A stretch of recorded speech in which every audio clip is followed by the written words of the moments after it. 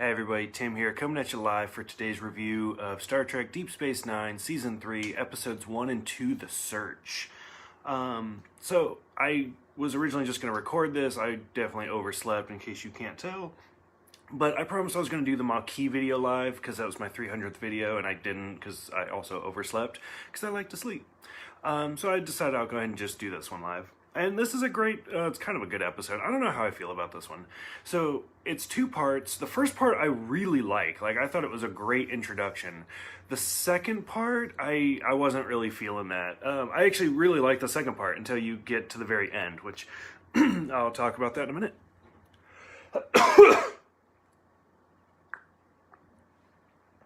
It's too early for live videos. So the first thing that I thought was super interesting about this episode was that it starts with a last time. So I've kind of talked about for Deep Space Nine how it was ahead of its time for storytelling and how it's not episodic like other shows were, how it's actually a story all the way through, how it has these long story arcs.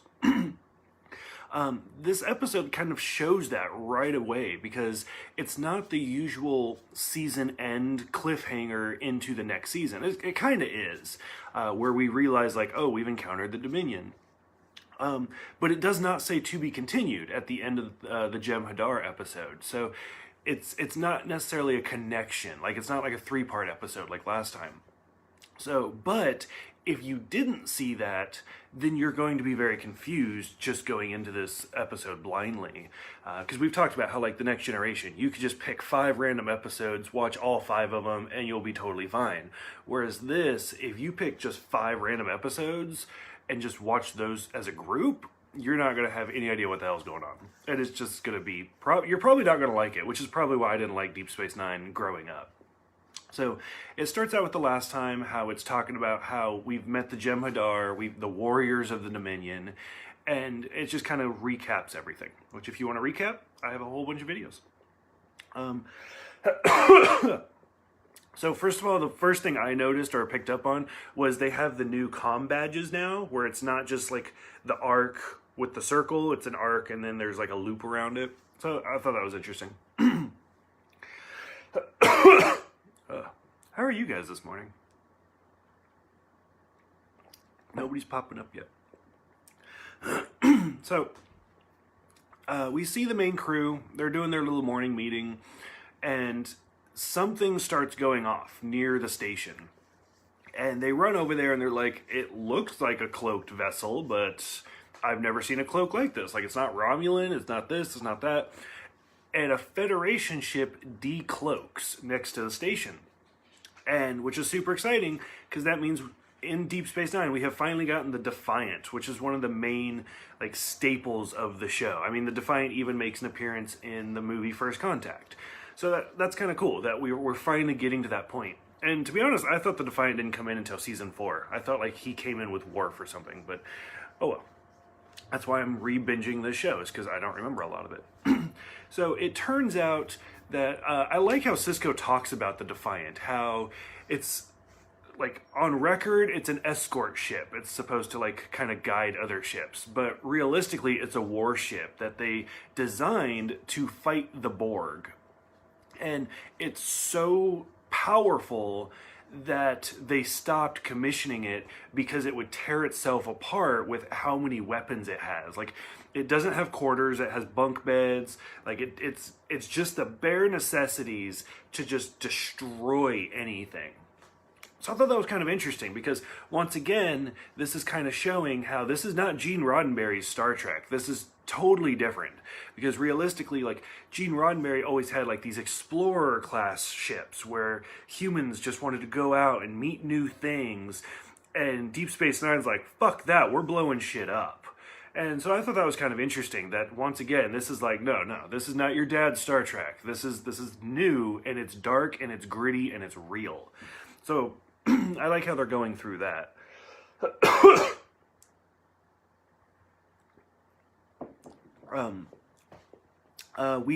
It turns out there is a Romulan on board, and she's basically the one in control of the cloaking device because they lent it to us.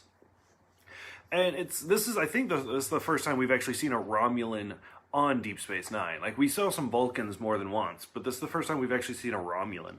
And I was doing a little bit of research. Evidently, she was supposed to become a regular on the show, but her whole character was just going to be like, engage the cloak, and that's it. And they were like, we really don't need that, so they just kind of got rid of her. Didn't realize it was a warship. Federation. Oh, that's cute. So let's see. Okay, so Sisko gets there. He just comes back from Earth, and he's trying to make a bunch of changes. Like, he has a new Starfleet security personnel. I lost my train. He has a new Starfleet security personnel who's just in charge of Starfleet. Anything that's not Starfleet is still Odo, and Odo's like, fuck this, and puts in his resignation, which, I mean, obviously he takes it back. And then he goes and sees Jake, and he's like, hey, are you glad to be home? And it's kind of an interesting, like, little conversation there, where he's like, well, when exactly did we start thinking of DS9 as home? And because, I mean, if you go back to that first episode, Sisko's telling Picard, like, this sucks, and I hate it, and I'm going to quit Starfleet and become a chef or whatever. And now he's, like, finally unpacking, and he's finally, like, embracing the station as his new home. So it's kind of interesting. And once again, I like how DS9 kind of brings those little tidbits of information that you don't really see in other shows. Like, again, for The Next Generation, for example, things moved very, very quickly. Like Miles. We never saw him with Keiko until the wedding day. Or Nurse Alyssa. Like, one episode she's talking about having a boyfriend, and then the next episode she's married and about to have a baby. Like, things went very, very quickly because it didn't have those overall story arcs. Whereas in this, you slowly start to see them look at Deep Space Nine as being a home. And it's still broken. They're still working on it. It's not just like one episode is broken, the next episode it's fixed. So I like how they keep that continuity going. I have so many notes for this episode, like I gotta scroll down.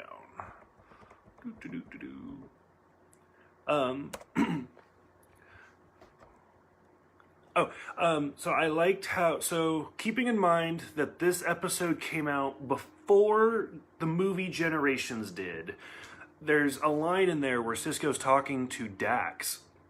And Dax is like, well, you know, when Curzon was around, he said that you could never be an admiral. And Sisko gets all defensive, and he's like, excuse me?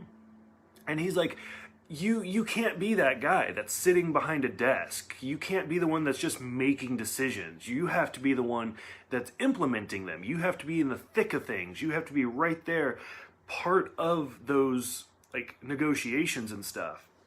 And Sisko's like, yeah, that's pretty true. And which I thought that was really interesting because, I mean, Generations didn't come out too far after this movie, and Kirk and Picard basically have the exact same conversation where Kirk tells Picard, like, don't ever let them promote you. Stay as a captain. Stay as part of that mission. And so I think that's just part of those things that we see from the Star Trek series where, I mean, that's why we watch Star Trek, is to see these adventures. I don't know what a show about an admiral would look like. I don't know. I feel like that would just be a political drama show, which I don't know. It could work. Who knows? CBS, run with that. I think the only, like, kind of loophole around that would be Janeway, who after Voyager, we see her in Nemesis as an admiral. But, I mean, that kind of makes sense, where she's like, nope, get me off a ship. I'm done. So, so they take the crew on the Defiant. They go into the Gamma Quadrant, and they're doing, like, they're trying to find the Founders. That's the whole premise of this mission, is to find the Founders, which I think is kind of weird because they take, like, the entire ops crew, which makes sense because that's the main cast of the show. But again, like, if that Defiant blows up, poof, there goes your show. So I don't know. I thought that was weird that they actually did that. It kind of goes, again, back to The Next Generation. Like, you don't take the entire bridge crew on an away mission. So some Jem'Hadar ships go by. They have to test it, so they go into the cloak, and it works, so that's cool. They go to a planet, and as they get to this planet, they're looking at a map, and there's a nebula, and Odo is just drawn to this nebula. But they're like, no, we got to go to this planet. They go down there, Dax and O'Brien are taken prisoner. The Defiant takes off. The Jem'Hadar, or the Jem'Hadar basically find the Defiant through the cloaking device, hit it, and that's it. We briefly see Odo and Kira in a shuttlecraft, and Odo's like, no, I left them. They don't matter. We're going to this nebula. And, which is kind of a weird thing. Like, there's some awkward dialogue in that scene. I didn't dig it. They get to an M-class planet in this nebula, and there's like a pool of like Odo going on, and people start popping up, and a woman walks up to him and says, "Welcome home," and that's the end of the episode. Overall, I thought that was a great episode. Like, I really dug part 1 of The Search. Like I said, I just thought it was a good introduction to some of the different key members of the Dominion, and once again, it kind of shows how badass that they are. So I really like that one. So for part 1, did you guys think that was a good introduction for season 3? What did you guys think of the Defiant? What did you think of the Jem'Hadar? And where did you think the story was going with Odo's homeworld? Because in hindsight, like, it's easy to be like, oh, I saw that a million miles away. Did you really? Or were you like, oh, this is going to be great. Odo's going to make peace. They're going to be a new alliance. What did you guys think was going to be the route of Odo's homeworld? You guys are super quiet today. I don't even know why I'm doing this live. So with that, I'll go into part 2, which I hated part 2. Interestingly enough, it's directed by Jonathan Frakes, who it's directed fantastic, but I just didn't like it for the end, which when we get to the end, I'm going to boil part 2 down a lot, and then just kind of jump to the end. So we start meeting Odo's people, and it's interesting because the woman who approached him in the very beginning, she was in the Next Generation episode, The Chase, which that's the episode where, what is it, Cardassians, Klingons, a Romulan, and a human, I think it was those 4, like, put together the DNA puzzle, and it turns out that billions of years ago, a race of people came through and planted the DNA everywhere, and that's why all aliens in this sector look kind of humanoid. So that's the same actress that was that one, and realistically, her makeup is very, very similar. So, I mean, for all intents and purposes, like, the founders could have founded our civilization, and that's why we all kind of grew up differently. But, and I don't, to my knowledge, that has never been explored. So, like, I don't know if there's, like, novels out there, or fan fiction, or what, but to my knowledge, like, we've never actually seen anything further about, like, whether the alien from The Chase is a changeling or not. So, I would love to see that. Also, it kind of kept jumping out at me that the founders all kind of look the same, like their race does, and they cannot mimic humans perfectly with the ears and, like, I don't know, I feel like they should be able to do whatever, but why they choose that appearance as, like, their basic form, I don't know, I always thought that was weird. From here, it's pretty basic. We got, it's been 6 days since the last episode. Dax and O'Brien show up. They convince the Jem'Hadar to bring them to the founders. They all go back to DS9. The founders are there. All sorts of shenanigans happen. When Sisko meets a founder, it's actually one of the Vorta, like the species he met in the Jem'Hadar. The Romulans weren't invited to the treaty. Blah, blah, blah. Like, it doesn't matter. And it's just causing a whole bunch of stuff. Meanwhile, on Odo's homeworld, we actually see, like, stuff going on with Odo and Kira, where Odo... Boop. Okay, I'll take... Kevin says they look like that to make Odo feel welcome. They're capable of more complex forms. So I know they are capable. I guess they I don't know if they actually say that. I don't care if it spoils or not. That they purposely look like that to make Odo feel welcome. Because I feel like they look like that throughout the whole show. I remember they do change into, like, more realistic humans. But I don't know. It just bothered me. It's the little petty things that jump out at me. I lost where I was now.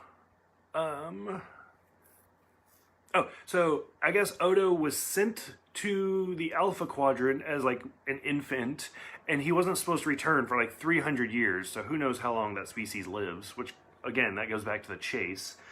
And then we see Odo and this character kind of meld together, like get all gooey. And it's the joining, if you will. She shows Odo the Great Link. And so it's kind of interesting to kind of finally see Odo meld with another of his species. I gotta keep an eye on the clock. So once again, we go back to the DS9, which I don't even want to talk about this. I don't find it particularly interesting, and you guys aren't really saying much, so that's okay. So it turns out Starfleet's pulling out of Bajor. They're giving it to the Founders. Everybody on DS9 is going to be restationed. Sisko's going to get promoted to Captain Sisko, which actually happens fairly soon. Meanwhile, Kira is exploring the homeworld, and she finds a door, and she's like, why do changelings need a door? Which I think is her exact words, which I was like, oh, that's kind of funny. She gets Odo to kind of unlock it, and it's such a long scene. And this is the part where you can, like, if you had to pinpoint that part where you're like, oh, are they gonna do that? That's this part where it takes Odo like 10 minutes to unlock this door. Because meanwhile, we're seeing like Sisko and O'Brien and Garrick are running around DS9, and Garrick gets shot and killed, and all sorts of shenanigans. Kira finally Odo, I guess, finally unlocks the door. They walk in there, and there's our bridge crew all having a dream. And I was like, I like almost flipped my table. I was like, are you kidding me? Like, I was pissed. Like, because it was interesting storytelling. And then you finally get to that end, and it turns out that the Vorta have just been playing along this whole time, and that this is a multifaceted level of the Dominion, where we have the bottom rung of the Jem'Hadar warriors being controlled by the Vorta, being controlled by the Founders, who is Odo's people. And it was, so I watched the documentary, if you guys haven't seen that review of the What We Left Behind, and Ira Bear had talked about how they did that on purpose. They didn't want one big bad, because that can probably be easily defeated. He wanted multiple. He wanted it to be layered, so that way we have a goal to get through each one. So I thought that was kind of interesting, and it is interesting storytelling, but I don't know, I hate that it just reminds me of like, what is it, Dallas, where they open the curtain and he's in the shower, and I was like, no, like, don't do dreams. I hate dreams. Which, I don't hate dreams, I just woke up. But, I don't know, it pissed me off for whatever reason. I felt like they could have done it so many different ways. But, so we realized that the Dominion is much bigger than we thought, and it was much more difficult. Like, it's not just going to be a war, it's going to be like this whole society. And I mean, that's basically how it ends, is Bobby. I don't know what Bobby means. Oh, Dallas, duh. That's how tired I am. So, but yeah, overall, that's it. That's how it ends. Like I said, great directing by Jonathan Frakes. I mean, he didn't write it, but I don't know, for whatever reason, the whole dream sequence just didn't gel with me. But it's all interesting, because it does give you information. So, like, and everybody remembers this. So everything the Dominion learned about us, they do know now. And everything our ops crew learned, I mean, now we have that information on the Dominion, so we know that it's all multifaceted. But overall, like, that's just it. It's over. Okay, now we have to go basically lick our wounds and figure out how we're going to fix this, and then to be continued. So,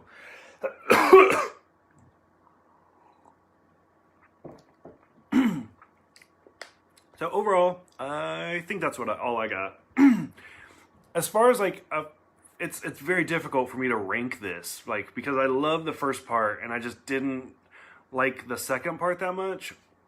But overall, it's a really good season 3 opener, which I've said for most shows, especially in the 90s, the third season is usually about where things start to hit their stride, because now we know the characters, we know the plot, and DS9 basically, like for the Next Generation, I love the Next Generation. The first two seasons are pretty bad. For Deep Space Nine, like it started out really well, and you get to this third season where most times shows are finally hitting their stride, and Deep Space Nine's like, nope, here's a big curve, and they just flip everything we thought we knew, and it just keeps getting better. So overall, I think it was a good pilot, and I'm super excited. I think it's kind of weird that it's not a 3-part with the last episode of season 2. It kind of is, but technically it's not. Yeah, so I mean that is the point, but that's kind of what I'm saying, is that that's something that we haven't really encountered before. Everybody just has like their big bad, and then as we start to encounter the Dominion, we realize that it's bigger than we had even thought it was going to be, and that they had already like known about us and had planned on seeing us. But we got there a little bit too early and kind of messed up their plans, and they're like, oh, we're just going to wipe you out. So overall, it's good. I'm super excited to continue through DS9. Going into Season 3. Season 4 is also a big change. I already know about that. But overall, thank you guys for watching. I'm going to go ahead and just cut this off. I got to start getting ready for work. And I still have to wake up. So thank you guys all for watching. Thank you guys for participating in the videos. Thank you guys for whoever subscribed to the YouTube side of this. I really appreciate that. I'm going to keep doing live Facebook videos for Facebook until I get some more on the YouTube side, and then I'll start doing live videos for either. But you guys are all super awesome, and I'm so glad you guys are participating. It's kind of interesting to watch you guys. Like, when I was doing the original series videos, a bunch of you were like, hey, when are you going to do the Next Generation? And then I got that, and then a bunch of you are like, hey, when are you going to do Deep Space Nine? Some of you are already telling me about Voyager. Nobody's mentioned Enterprise. Like, nobody has been like, I can't wait till you get to that. But I'll probably still do it. And then a couple of you have even started like messaging me ideas for shows after Star Trek. So, which is great. I love that. So thank you guys for everything. Thank you guys for watching. I will see you guys next time for the Klingon episode, the Klingon Ferengi episode, The House of Quark.